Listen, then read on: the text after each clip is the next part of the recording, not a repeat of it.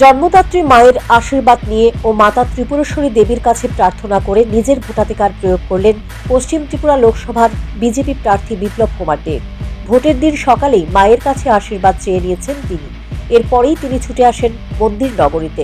সেখানে নিজের ভোটাধিকার প্রয়োগ করে সাংবাদিকদের মুখোমুখি হয়ে বিপ্লব কুমার দেব বলেন, রাজ্যের মানুষ নিজের ভোট দিয়ে নরেন্দ্র মোদীর হাতকে শক্তিশালী করেছেন।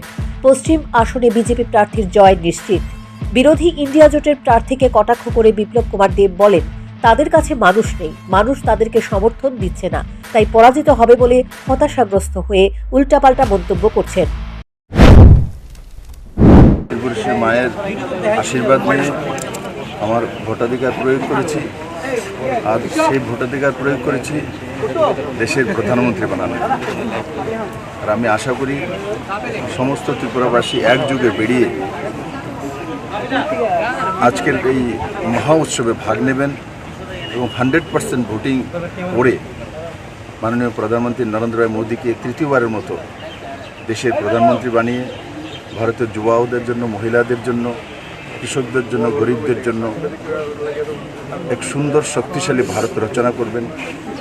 আমার পূর্ণ বিশ্বাস যে ত্রিপুরার সমস্ত জনসাধারণ ওই দিশাতে নিজের মতাধিকার প্রয়োগ করবে এবং এক সুন্দর শক্তিশালী ত্রিপুরা বানানোর স্বপ্নকে সাকার।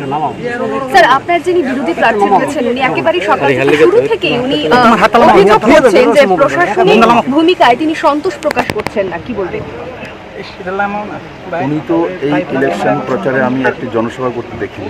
আমাদের কাছে মানুষ সাপোর্ট করছে না। কংগ্রেস সিপিএম এর যে অনৈতিক জোট, ত্রিপুরাতে 50 বছর যাবৎ এরাই সত্তাধারী বিরোধী পার্টি হয়ে মানুষকে লুটতরাজ থেকে, লুণ্ঠন থেকে সব কিছু করেছে। তো এরা গণবর্জিত মানুষ যখন মানুষের সাথ পায় না, তখন বসে বসে সেই উৎসবের দিনকেও বদনাম করতে চায়। তারই বহিঃপ্রকাশ ফার্স্টেশনে ভোটকে প্রহসনে পরিণত করছে বলে অভিযোগ করলেন ইন্ডিয়া জোটের প্রার্থী আশিস কুমার সাহা। রাজধানীর মহারানী তুলসীবতী বালিকা বিদ্যালয়ে নিজের ভোটাধিকার প্রয়োগ করে একথা বলেছেন ইন্ডিয়া জোটের প্রার্থী। তিনি বলেন, সকাল থেকেই রাজ্যের সব পুলিশ স্টেশনে এজেন্টরা ঢুকতে গেলে তাদের অধিকাংশকেই বের করে দেয়। এই বিষয়ে আশিস সাহা এক পুলিশ আধিকারিককে জিজ্ঞাসা করেছেন, আপনারা কি কাজ করছেন যে বিরোধী দলের এজেন্টরা ঢুকতে পারছে না? একটা পোলিং এজেন্ট ঢুকতে পারি না, কি ডিউটি করছেন আপনারা? রামনগর, প্রতাপগড়, সূর্যমণিনগর, বিশালগড়, উদয়পুর এইসব স্থানে সকাল থেকেই পোলিং স্টেশনে ইন্ডিয়া জোটের এজেন্টদের ঢুকতে দেয়নি। ভোটের আগের দিন থেকেই এজেন্টদের বাড়িতে গিয়ে হুমকি দিয়েছে, বলেছে পুলিশ স্টেশনে গেলেই বিপদ হবে। ভোটের নামে প্রহসন চলছে। গতকাল রাত থেকে আমার যারা পোলিং এজেন্টের সম্ভাবনা যাদের, তাদের বাড়ি ঘরে গিয়ে তালা দেওয়া, তাদের বাড়িতে গিয়ে হামলা করা, সারা রাজ্য জুড়ে একটা প্রহসনে পরিণত হয়েছে।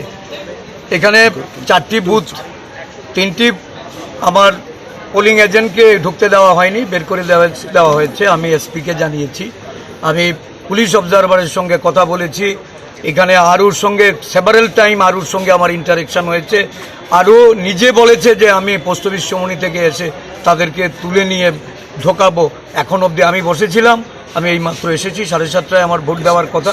আমি আধা ঘন্টা অপেক্ষা করে সেখান থেকে বেরিয়েছি এবং রাজ্যের বিভিন্ন জায়গা, প্রতাপগড় বিধানসভা, সূর্যমণিনগর বিধানসভা, রামনগর বিধানসভায় তো যাচ্ছে তাই অবস্থা।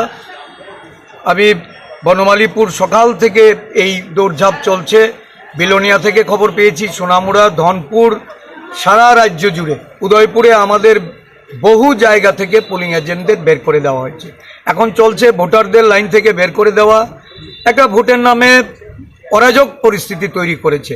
আমি যাচ্ছি, কিছু কিছু সেন্টারে যাব এখন, তারপর বেলা শেষে আমি সার্বিকভাবে আপনাদেরকে।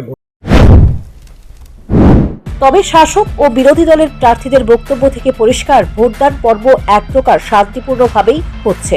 মানুষ তাদের গণতান্ত্রিক অধিকার নিরাপদে প্রয়োগ করতে সক্ষম হয়েছেন। Bureau report, news prime Tripura.